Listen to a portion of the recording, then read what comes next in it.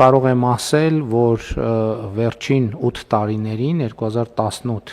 թվականից մինչև 2026 թվականը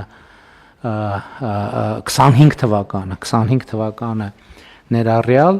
Խորհրդային Միության վերջին ամենաակտիվ շրջանի հետ համեմատած Հայաստանի Հանրապետությունում կապիտալ ներդրումների ծավալները գերազանցել են Խորհրդային Միության տարիներին իրականացված ներդրումները։ Խոսքը 1981-ից 1988 թվականների ներդրումների մասին է, բայց նախորդող շրջանում, ես եթե ճիշտ եմ հասկանում, Խորհրդային Հայաստանում կատարված ներդրումների մասին է։ Ես եթե ճիշտ եմ հասկանում, նախորդող շրջանում ավելի ակտիվ կապիտալ ներդրումների ժամանակաշրջան չի եղել, դա էլ է պետք միացտուգել, գուցե տեսնել 81-ից նախորդած շրջանը 70-ականների երկրորդ կեսին ինչ ծավալ է ստացվել, այսինքն մենք կարող ենք արձանագրել, որ վերջին 8 տարում Խորհրդային Միության հայկական ԽՍՀ ծավալներից ավելի մեծ կապիտալ ներդրումներ ենք իրականացրել եւ այդ խոսակցությունը ճիշտն ասած ինչից է հարցը ծագեց, որովհետեւ տարբեր մարզերում երբ որ մարդկանց հետ շփվում ենք եւ մարդիկ ասում են, որ նույնիսկ Խորհրդային Միության ժամանակ այս ծավալի շինարարություն չի եղել եւ այլն, հարցը 1 2 3 ու շատ հետաքրքիր է, որ ժողովրդական աչքաչափը ինչ ճիշտ է, հետո գնում ենք հանում ենք տվյալները վիճակագրական եւ տեսնում ենք, որ իրոք այդ ներդրումների ծավալները ավելի մեծ են։ Եվս մի ցուցանիշ 2025 թվականին մենք բնակարանաշինության ծավալներով նախորդ անգամ Պարոն Վարդանյան այդ թեմայով խոսելու առիթ ունեցավ, բնակարանաշինության ծավալներով գերազանցել ենք 1986 թվականը, որը խորհրդային Հայաստանի ամենամեծ ծավալով շինարարություն, բնակարանային շինարարություն իրականացնելու ժամանակաշրջանն է, եւ ես սա ինչով եմ կարեւոր համարում,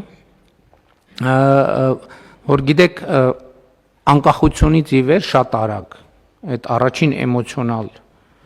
դրսևորումներից հետո մեր ժողովուրդը եկեք առերեսվենք, որ Խորհրդային Միության հետ կապված նոստալգիայի տրամադրություններով է ապրել եւ դա կապված է եղել նաեւ այս երևույթների հետ, երբ որ մարդիկ տեսել են, որ ճանապարհները կառուցվելու փոխարեն քանդվում են, մանկապարտեզները կառուցվելու փոխարեն քանդվում են, դպրոցները կառուցվելու փոխարեն քանդվում են, եւ այստեղ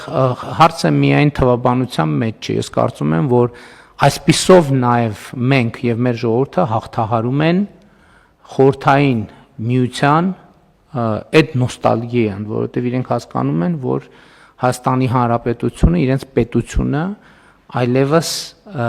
մղում է իրենց նայելու առաջ եւ ոչ թե նայելու հետ եւ սա շատ կարեւոր արձանագրում է, մանավանդ որ հաջորդ զեկուցվող հարցով մենք անդրադառնալու ենք Հայաստանի անկախության 35-րդ տարեդարձին,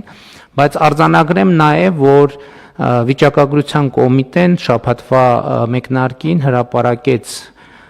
2026 թվականի հուլիսի տնտեսական ակտիվության ցուցանիշները եւ պետք է արձանագրել, որ այդ ցուցանիշները բավականին լավն են, դրանից առաջ Միչայելոց հրապարակվել էր արդեն համախառն ներքին արդյունքի կիսամյակային ցուցանիշը,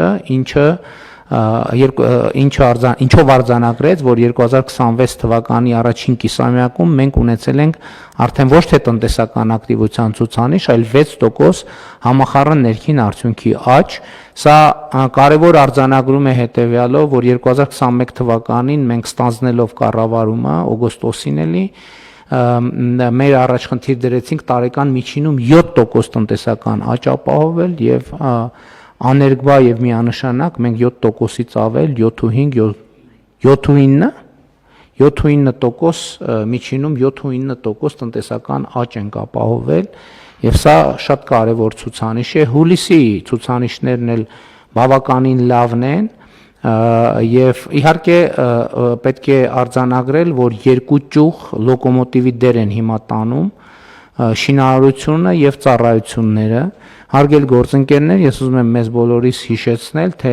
երբ որ 2025 թվականի դեկտեմբերին եկամտային հարկի համակարգը արդեն պիտի սկսեր Երևանից դուրս գալ, որոշակի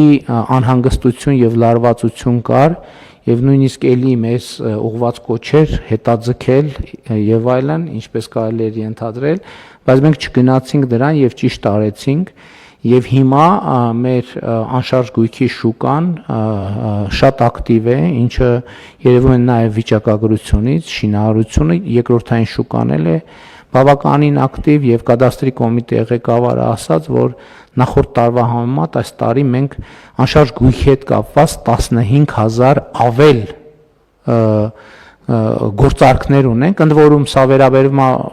տարբեր գործարքներին, բան Թովմասյան դուք կպարզաբանեք թե ինչին է, որովհետեւ դա միայն արքը եւ վաճառքը չի, այնտեղ ուրիշ գործողություններ կան, բայց դա վիճակագրական ցուցանիշ է, որը ընդհանուր առմամբ պատկեր է տալիս եւ ծառայությունների ոլորտը շինարարությունը հուլիսին նախորդ տարվա հուլիսի նկատմամբ աճել է 26.5%, իսկ ծառայությունները 17%, նաեւ ես ծառայությունն էլ կապ ունի անշարժ գույքի շուկայի հետ եւ շատ ուրախությամբ եմ արձանագրում, որ Երևանում տուն կամ Հայաստանում տուն ձեռք բերելը դառնում է տրենդային, այդ թվում սփյուռքի մեր հայրենակիցների եւ նաեւ այն մարդկանց համար, ովքեր ուղղակի ուզում են ներդրում անել, կան նաեւ այդպիսի մարդիկ, որ մտածում են, որ Հայաստանում տուն ձեռք բերելը լավ ներդրում է, որովհետեւ տունը ձեռք են բերում, վարձով են տալիս եւ այդ գույքը ունի բարձր լիկվիդայնություն, այսինքն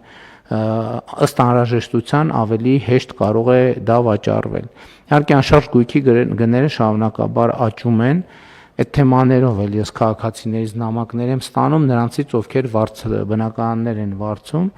եւ բայց մյուս կողմից նրանք, ովքեր ունեն սեփական անշարժ գույք, այս անշարժ գույքի գների աճը նրանց համար լավ նորություն է, որովհետեւ նրանք ինչպես առիթ ունեցել եմ ասելու եւ քննադատության արժանալու իրենց տանը նստած ուղակի հարստանում են, որովհետեւ իրենց տան գները աճում են։ Իսկ մյուս հարցերի հետ կապված սոցիալական եւ այլն մենք քննարկումներ ենք ունենում եւ մեր նախնական եզրակացությունն է նա, որ շուկայի process-ներին միջամտություններ, կոշտ միջամտություններ անել այդքան ճիշտ չի։ Մենք առաջիկայում ընդունելու ենք այսօր առավոտյան պարոն Թորոսյանի հետ քննարկել ենք բազմազավակ ընտանիքների բնակարանային ապահովման խնդիրը, մենք իրականացնում ենք Ղարաբաղից փախստական մեր հայրենակիցների բնակարանային ապահովման խնդիրը, ընդ որում մեր հանձնառությունը 7000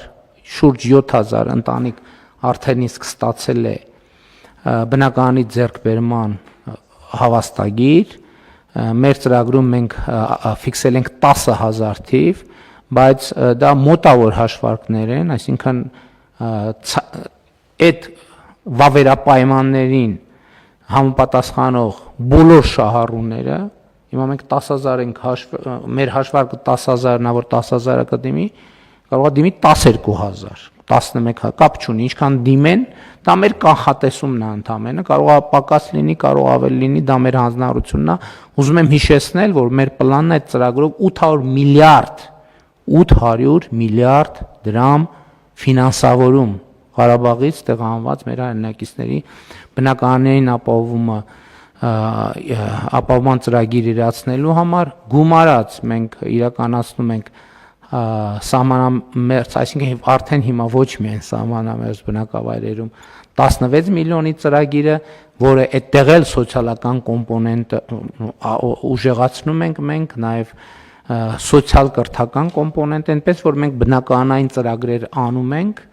առաջիկայում մենք կընդունենք ուսուցչի կարգավիճակի մասին օրենքը, որտեղ բնակարանային ապահովման որոշակի ծրագրեր կիրականացնենք, Պաշտպանության նախարարությունում մենք բնակարանային ապահովման ծրագրեր ենք իրականացնում, այս տարի առաջին անգամ Վազգեն Սարգսյանի անվան